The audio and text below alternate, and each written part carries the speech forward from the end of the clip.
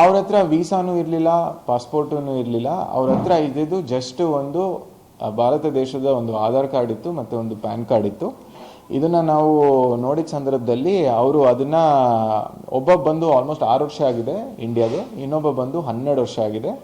ಅವರು through ರಾಜಶಾಹಿ ಡಿಸ್ಟ್ರಿಕ್ಟಿಂದ border ಮೂಲಕ ಅವರು ಫಸ್ಟು ಕ್ಯಾಲ್ಕಟಾಗೆ ಬಂದು ಕ್ಯಾಲ್ಕಟ್ರಲ್ಲಿ ಈ ಆಧಾರ್ ಮತ್ತು ಪ್ಯಾನ್ ಕಾರ್ಡ್ ಮಾಡಿಸ್ಕೊಂಡು ಆ ನಂತರ ಅಲ್ಲಿಂದ ಅವರು ಬೇರೆ ಬೇರೆ ಜಾಗಕ್ಕೆ ಹೋಗಿ ಕೆಲಸ ಮಾಡಿದ್ದು ಕಂಡು ಬಂದಿರುತ್ತೆ. ಸೊ ಅವ್ರ ಹತ್ರ ನಮಗೆ ಸಿಕ್ಕಿದ್ದು ಜಸ್ಟ್ ಆಧಾರ್ ಮತ್ತು ಪ್ಯಾನ್ ಕಾರ್ಡ್ ಇದೆ.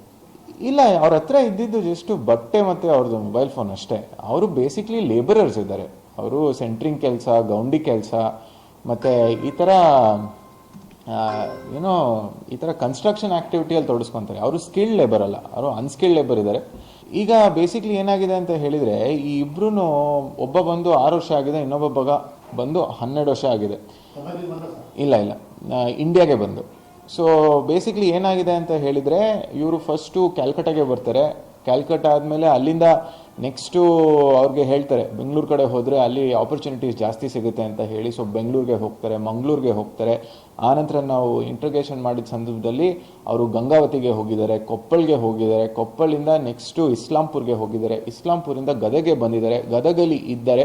ಮತ್ತು ಅಲ್ಲಿಂದ ಇಲ್ಲಿ ಒಂದು ಮುಂಚೆ ಕೆಲಸ ಮುಗಿಸ್ಕೊಂಡು ಮತ್ತೆ ಅವರು ಕೊಪ್ಪಳ ಕಡೆಗೆ ಹೋಗಿದ್ದಾರೆ. ಮತ್ತೆ ಇಲ್ಲಿ ಕೆಲಸ ಇದೆ ಅಂತ ಹೇಳಿ ಅವ್ರ ಕಾಂಟ್ರಾಕ್ಟರು ಮತ್ತು ಸಬ್ ಕಾಂಟ್ರಾಕ್ಟರ್ ಯಾರು ಹೇಳ್ತಾರೆ ಅವರು ಹೇಳಿದ ಬೇಸಿಸ್ ಮೇರೆಗೆ ಇಲ್ಲಿ ಬಂದು ಈ ಮೊರಾರ್ಜಿ ಸ್ಕೂಲಲ್ಲಿ ಕೆಲಸ ಮಾಡ್ತಿದ್ರು.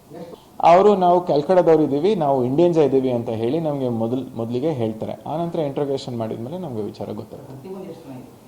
ಹರ್ತಿಗೆ ಬಂದು ಅವ್ರದ್ದು ಆಲ್ಮೋಸ್ಟ್ ಒಂದು 2 months ಆಗಿದೆ ಅಂತ ಹೇಳಿ ಹೇಳ್ತಾರೆ.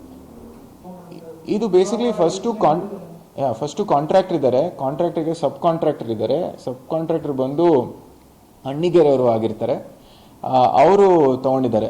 ಈಗ ನಾವು ಇನ್ನು ಕಾಂಟ್ರಾಕ್ಟ್ರಿಗೆ ನಾಲೆಡ್ಜ್ ಇತ್ತಾ ಅಥವಾ ಸ್ಪೆಸಿಫಿಕ್ ಆಗಿ ಇತ್ತಾ ಇಲ್ವಾ ಅಂತ ಹೇಳಿ ವೆರಿಫೈ ಮಾಡೋದು ಇನ್ನೂ ಬಾಕಿ ಇದೆ. But that is still a part of our investigation. ಭದ್ರತೆಯೊಂದಿಗೆ ಅಲ್ಲಿ ಧಾರವಾಡದಲ್ಲಿ ಏನು ಈ ಆಶ್ರಯದೊಂದು ನಿಲಯ ಇದೆ ಅಲ್ಲಿಗೆ ಅವ್ರನ್ನ ರವಾನೆ ಮಾಡಲಾಗಿರುತ್ತೆ. ಈಗ ಆಲ್ರೆಡಿ FRRಗೆ ನಾವು ಬರೆದಿರೋ ಲೆಟರ್ ಬೇಸಿಸ್ ಮೇಲೆ we are waiting for order. Next ಯಾವಾಗ FRR ಅವರು ನಮಗೆ ಹೇಳ್ತಾರೆ ಆ ಸಂದರ್ಭದಲ್ಲಿ ಅವ್ರಿಗೆ ಹೋಗಿ ಬಾಂಗ್ಲಾದೇಶ್ ಬಾರ್ಡ್ರಲ್ಲಿ BSF ಅವರಿಗೆ ನಾವು ಹ್ಯಾಂಡ್ ಓವರ್ ಮಾಡ್ತೀವಿ. BSF ಅವರಿಗೆ ಹ್ಯಾಂಡ್ ಓವರ್ ಮಾಡಿದ ನಂತರ ಎಲ್ಲ ಪ್ರೊಸೀಜರ್ ಮುಗಿದ ನಂತರ ಅವರಿಗೆ ಬಾಂಗ್ಲಾದೇಶಕ್ಕೆ ಮತ್ತೆ ಕಳಿಸೋವಂಥದ್ದು ಆಗುತ್ತೆ.